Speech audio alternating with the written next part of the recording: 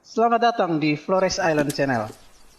Kali ini kami akan mereview sebuah film yang paling romantis sepanjang masa versi kami, yang berjudul Love So Divine.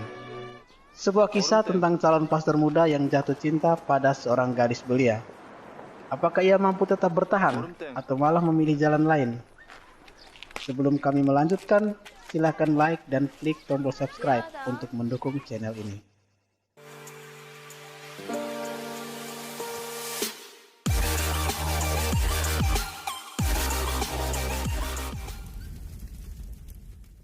Kisah ini bermula dari satu kesalahan yang dibuat oleh dua orang sahabat seperjuangan, Kusik dan Hasundal, saat merayakan Ekaristi yang dipimpin langsung oleh uskup setempat. Sundal yang penglihatannya terganggu oleh kepulan asap, menubruk rekannya Kusik hingga terjatuh. Akibatnya si bori di tangannya luluh lantah, menghamburkan semua isinya dan patah. Buntut dari kejadian ini, kedua sahabat yang sebulan lagi akan ditabiskan menjadi pastor dikirim ke sebuah paroki untuk merefleksikan kembali panggilan hidupnya, seraya mempersiapkan diri untuk ditabiskan menjadi imam. Boleh dibilang ini adalah sebuah hukuman atas kelalaian mereka sebagai calon pastor. Sekilas info guys, Ekaristi adalah puncak hidup beriman setiap orang Katolik, termasuk di dalamnya para imam. Maka kejadian seperti yang mereka alami adalah hal yang cukup fatal, karena mereka memang adalah calon imam. Dalam kacamata ini, hukuman yang mereka alami adalah sesuatu yang wajar. Kusik adalah seorang calon imam yang tenang dan amat bersungguh-sungguh dengan pilihan hidupnya. Sementara itu rekan sejawatnya, Hasundal, adalah orang yang sangat easygoing dan menikmati setiap proses yang terjadi.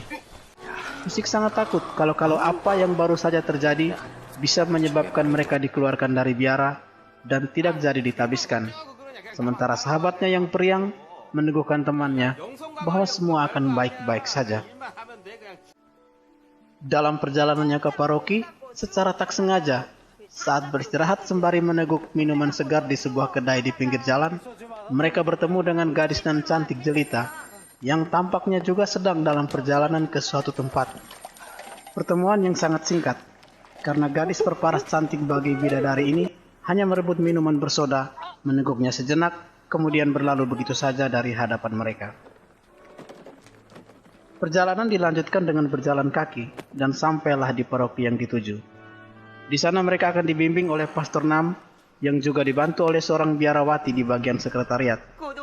Seperti biasa, setelah bertemu dengan calon imam muda ini, Pastor Nam menanyakan tentang apa yang mereka dalami dan geluti di lembaga pendidikan.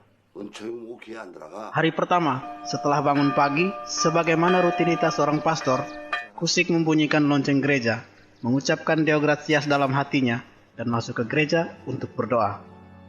Tak lama berselang, ia pun mulai membersihkan lantai gereja, dan untuk kedua kalinya ia menemui gadis yang sama, dengan cara tak biasa. Ternyata gadis ini tidur di dalam gereja. Ia menegurnya, dan kemudian terjadilah adegan yang bisa membuat orang salah menilai.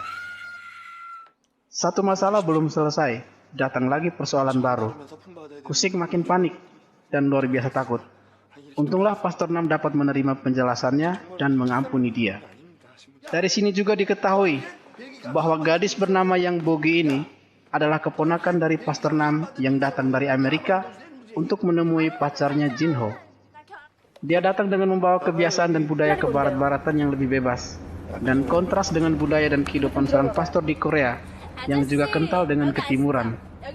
Calon pastor pun berusaha sekuat tenaga untuk menahan naluri kelaki-lakiannya saat berhadapan dengan tingkah laku gadis belia yang belum menjadi Katolik ini. Singkat cerita, gadis ini diputuskan oleh kekasihnya Jinho. Dia menangis terseduh-seduh dan ingin pulang. Naas, ia tidak punya uang untuk pulang. Pamannya yang adalah pastor pun tidak dapat membantu, karena setiap sen yang ada di paroki adalah milik gereja, dan dia tidak dapat menggunakannya untuk kepentingan pribadi dan keluarganya. Setelah semalaman suntuk menangisi kemalangannya, gadis ini pun memutuskan untuk menjadi pekerja di paroki ini selama sebulan, dengan bayaran $50 sehari, agar bisa membeli tiket pesawat. Ia mengurus semua pekerjaan rumah tangga paroki, termasuk menjadi guru anak-anak dan sopir. Dalam pekerjaannya, ia tetap membawa budaya kebarat-baratan, hingga anak-anak kecil pun mengikuti tutur kata dan tingkah laku baru ini. Sementara itu, calon pastor muda ini tetap berusaha untuk tidak terpengaruh dengan semua hal yang tampak asing bagi mereka semua. Hingga pada suatu hari, dalam sebuah pengakuan dosa, Kusik yang kesal dengan tingkah Bugi mengadu kepada Pastor Nam. Namun Pastor Nam malah memintanya untuk mengajarkan agama kepada gadis ini dan membaptisnya menjadi Katolik. Ia tak kuasa menolaknya, karena ini menjadi jaminan apakah ia akan ditabiskan atau tidak. Babak baru pun dimulai. Ia harus menjadi guru agama bagi gadis yang selalu bertentangan dengannya ini. Segala cara dicoba untuk mendapatkan persetujuan gadis ini. Mulai dari cara-cara konvensional, seperti memberinya kitab suci dan rosario, hingga dengan cara-cara tak biasa, mengajaknya ke diskotik. Semuanya gagal. Namun entah kenapa, keesokan harinya setelah insiden berbahaya di diskotik, Bugi pun mulai luluh hatinya. Bugi setuju untuk diajarkan agama dan bersedia dibaptis menjadi Katolik. Pengajaran agama pun dimulai. Mereka menjadi sering bersama hingga merasa cocok satu sama lain. Benih-benih cinta mulai tumbuh dan mekar berseri. Kusik mulai memberikan perhatian-perhatian kecil, nonton baseball, jalan berdua, membenarkan high heels yang patah, hingga memberikan hadiah surprise.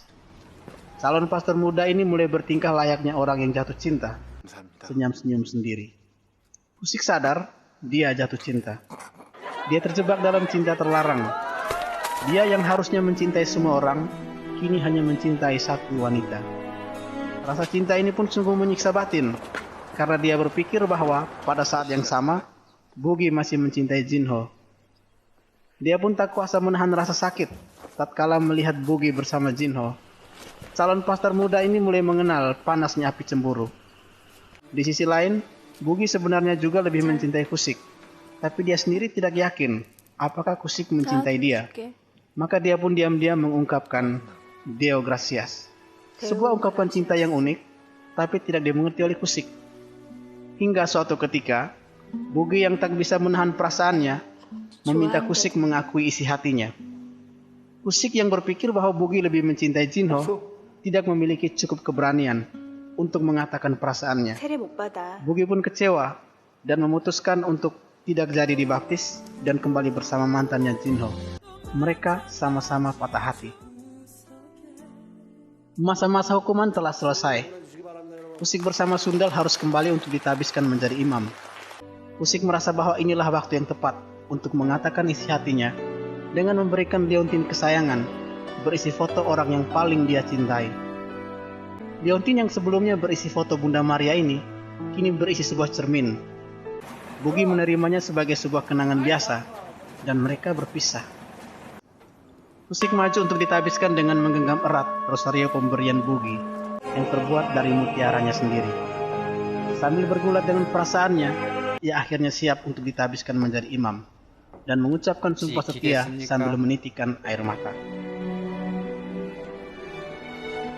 Di seberang sana, Bugi yang merindukan Kusik membuka kembali liontin penuh kenangan itu. Di sana ada sebuah cermin, dan cermin memantulkan wajahnya sendiri. Barulah dia mengerti, Kusik pun mencintai dia. Dia mengambil langkah 1000 untuk menemui Kusik. Terlambat, tabisan telah selesai. Ia hanya bisa menangis terseduh-seduh dan kembali ke gereja, tempat pertama kalinya mereka berjumpa, untuk mengumpulkan kembali kepingan-kepingan kenangan yang telah terlewatkan.